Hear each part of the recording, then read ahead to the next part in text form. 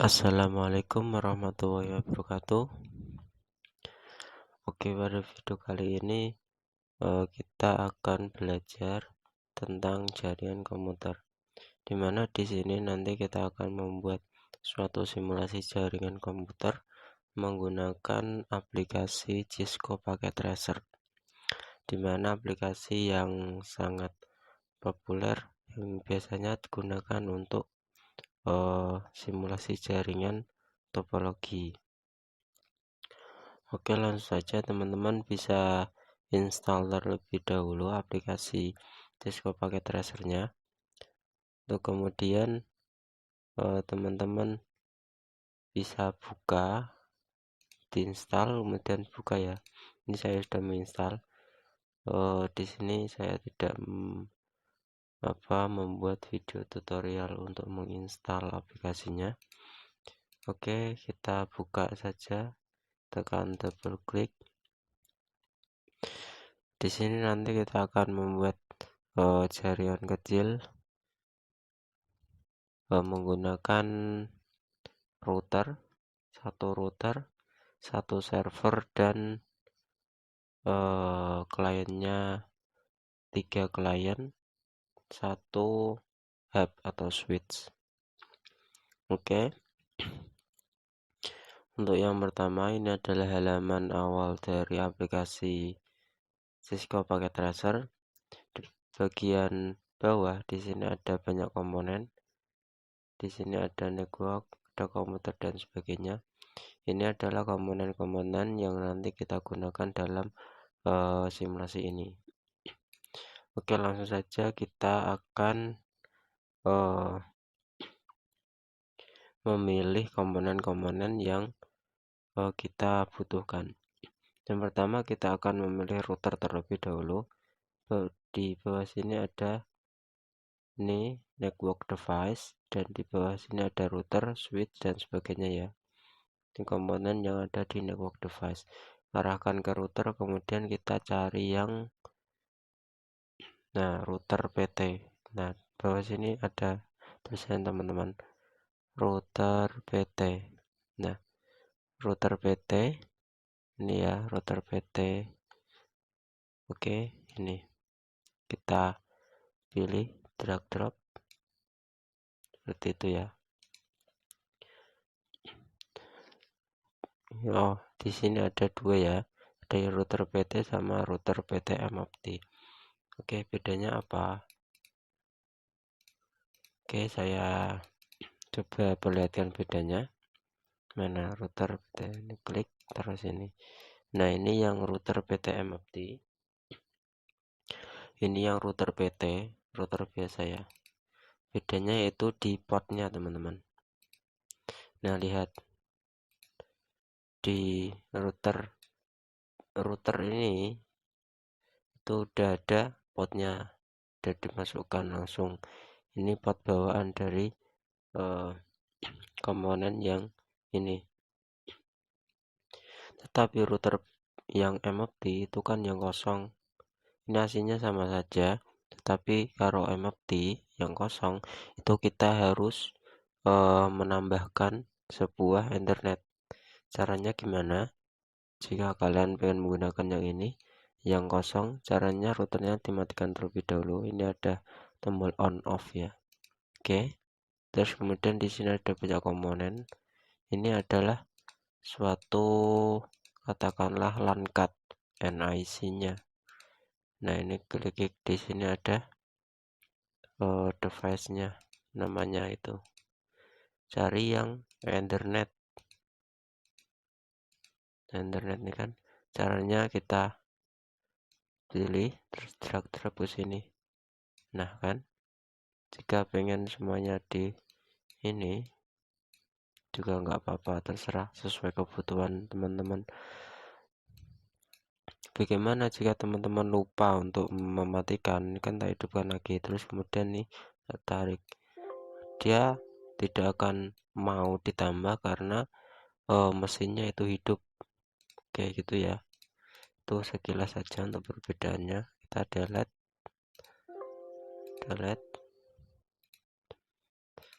Oke, untuk berikutnya kita akan menambahkan switch dulu ya, atau hub.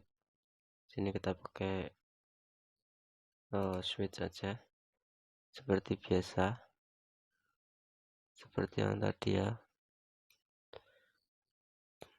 Tarik, ini kita udah punya satu router dan satu switch. Untuk berikutnya kita akan masukkan servernya. Nah, di sini di end device. Di sini ada server, ini server PT ya, general server PT, tarik. Kemudian kita butuh komputer 3. Aslinya ini komputer 2, minimal 2 ya. 2, 1 pun boleh deh aslinya. Tapi ini untuk buat simulasi sekalian saja biar teman-teman paham. Oke. Untuk yang berikutnya kita akan menghubungkan antara ini semuanya ya, menghubungkan dengan kabel. Di sini ada, di bawah sini ada connection. Oke ya, teman-teman klik. Di sini ada banyak sekali, ada yang otomatis, ada konsol strike dan lainnya. Oke, di sini saya akan gunakan yang otomatis.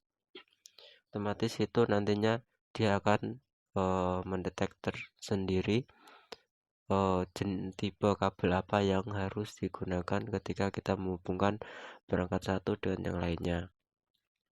Karena di Cisco itu kalau kita salah menghubungkan ini device-nya, kabelnya salah, itu dia nggak mau jalan. Oke, kita gunakan yang otomatis ya. Kita akan hubungkan servernya terlebih dahulu, kemudian kita akan arahkan ke router. Nah, di sini. Nah, tadi kan kita tidak mengetahui kabel ini di port berapa, di Ethernet berapa, gitu ya. Untuk mengetahuinya, teman-teman bisa sorot ke warna yang merah. Nah, di sini ada tulisannya FA0 pada server dan FA0 garing 0 pada router. Itu adalah port yang digunakan untuk menghubungkan server ini ke router ini. Oke, gitu ya. Kemudian kita akan mengaktifkan koneksinya. Ini kan masih merah. Ini belum jalan, tapi sudah terhubung secara fisik, tapi koneksinya belum bisa jalan. Oke, kita akan double klik. Nah, di sini ya. Nah, tadi kan tadi FA0 itu adalah singkatan dari Fast Ethernet. Nah, ini.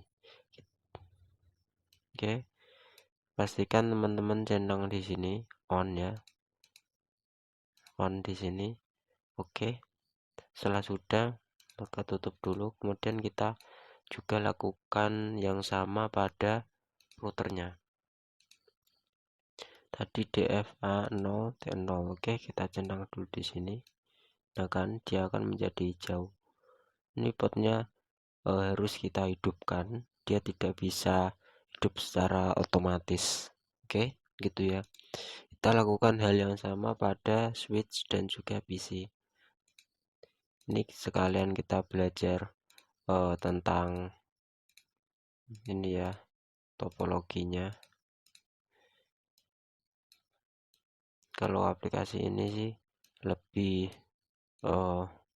enakan kalau kita membuat topologi simulasi jaringan kecil-kecil pakai data.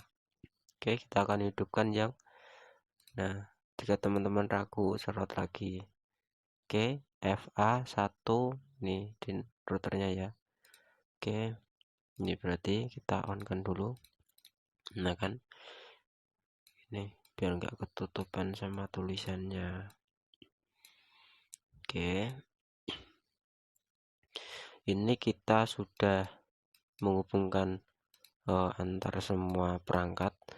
Untuk langkah selanjutnya kita akan memberi IP terlebih dahulu, alamat ya, IP addressnya. Yang pertama kita akan masukkan ke routernya. Kita akan masukkan ke router servernya dulu. Router yang terhubung ke server. Oke, Oke, kita kasih kelas C ya, 1.1 misalkan ya, netmask seperti ini. Oke, ini yang server 1.1. Untuk yang kliennya ini kita kasih 192.168.2.1. Oke, seperti ini ya. Jika routernya kita sudah setting, maka ketika mouse teman-teman arahkan ke router, itu dia akan muncul seperti ini, itu kan, seperti yang teman-teman setting tadi. Oke, fast internet hilang 0.1 tuh kan, udah ada. Terus kemudian kita akan menghubungkan servernya, kita akan kasih IP servernya, kita double klik pada server, kita masuk ke desktop, IP configuration. Nah, di sini kita akan static 192.168.1.2. Kenapa .1.2? Karena server ini berada pada network tadi 1.1. Nah, karena ini kelas C, maka network address-nya 3 subnet pertama, 3 blok pertama lah, katakanlah seperti itu. Oke, untuk yang ini adalah alamat host, alamat kliennya. Oke, netmasknya seperti itu. Terus gateway-nya ini adalah suatu gerbang keluar masuknya. Oke, nah gateway itu adalah gerbang dari keluar masuknya data yang akan menuju ke server. Oke, di sini kan dia terhubung ke port yang FA0/0 kan. Di sini IP-nya yaitu 192.168.1.1/124. Maka kita harus melewatkannya dari IP 192.168.1.1 karena dia adalah sebagai port yang mengatur server seperti itu ya.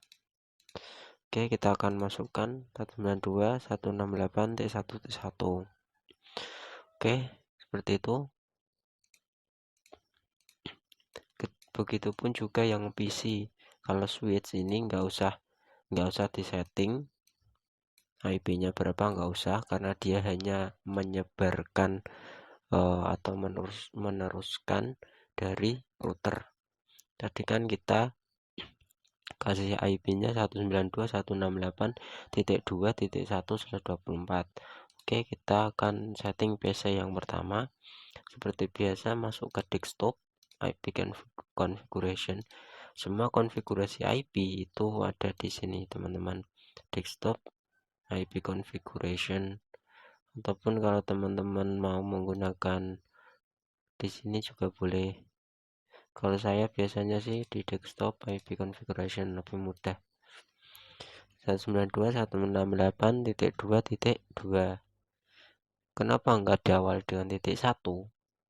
Karena titik 1 tadi sudah digunakan sebagai gateway-nya ini, maka dia tidak boleh dipakai. Oke, gateway-nya yaitu 192.168.2.1. Oke, ini sedikit tips kalau menentukan gateway. Kalau nggak di awal, itu di akhir suatu IP. Itu kalau kelas C ya. Kalau kita amati di sini selalu sama. Oke, selalu sama ya. Begitupun yang server tadi kan 1.2 sini 1.1 itu yang selalu sama. Oke, sudah, ini sudah. Kemudian yang PC kedua, desktop 192.168.2.3, 192.168.2.1. DNS-nya kita kosongi. Oke, ini 192.168.3.4 92.168 titik kok titik 3,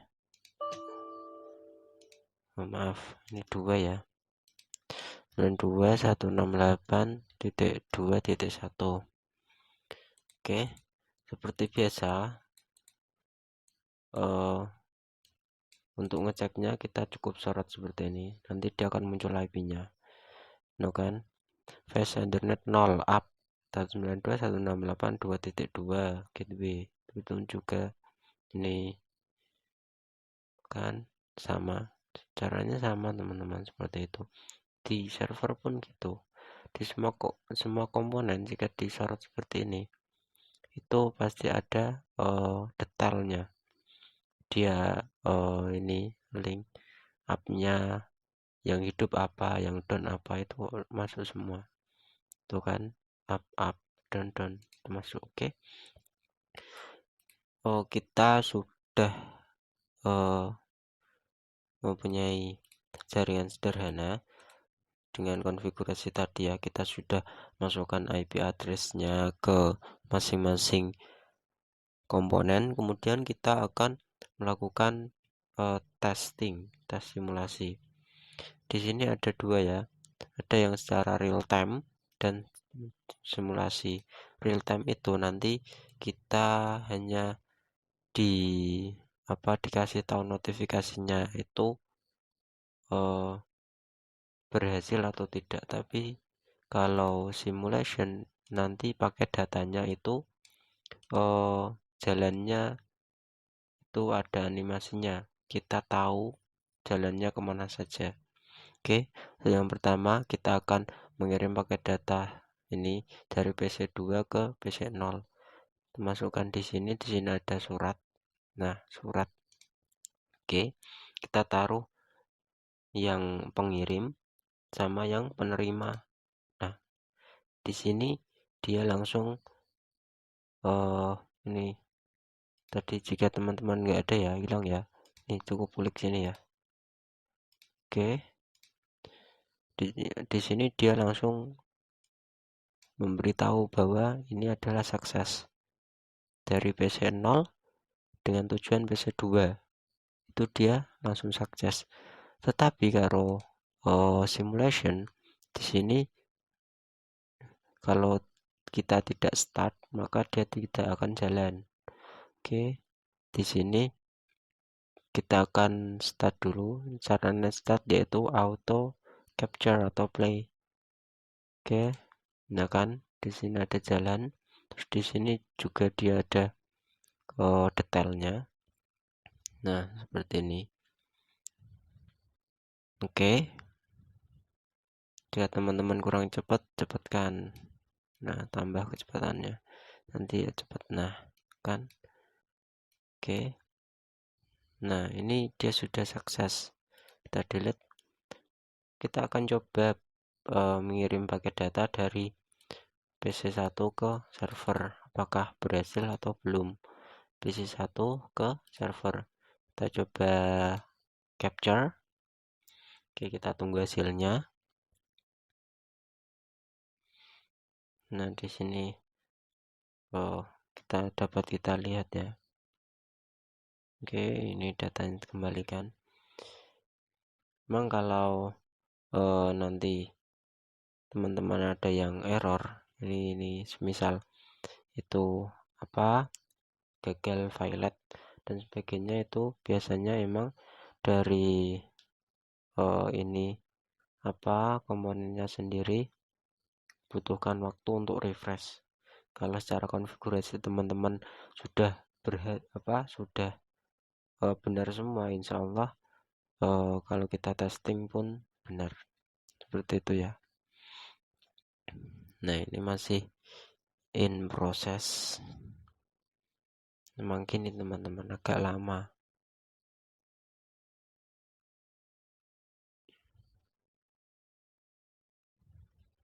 Oke,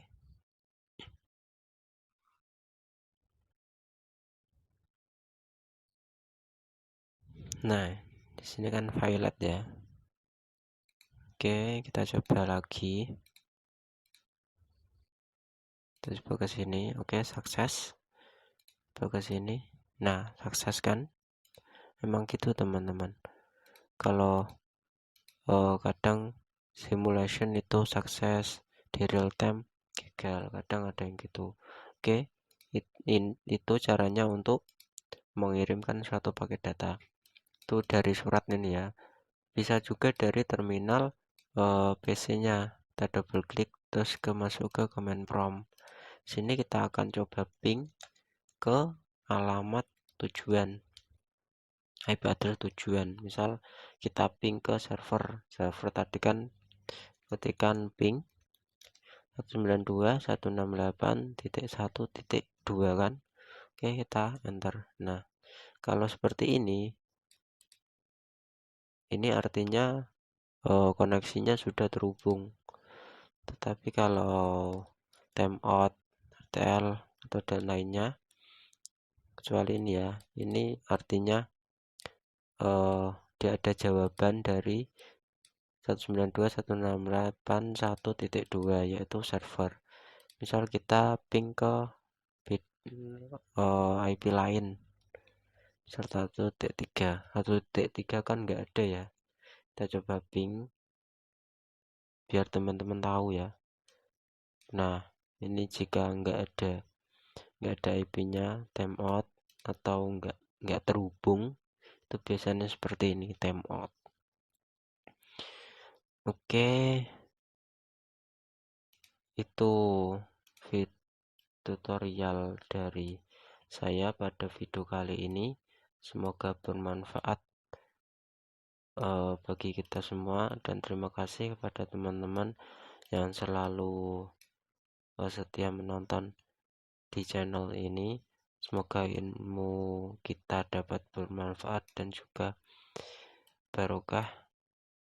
Oke, cukup sekian dari saya. Jika ada salah kata, saya mohon maaf. Assalamualaikum warahmatullahi wabarakatuh.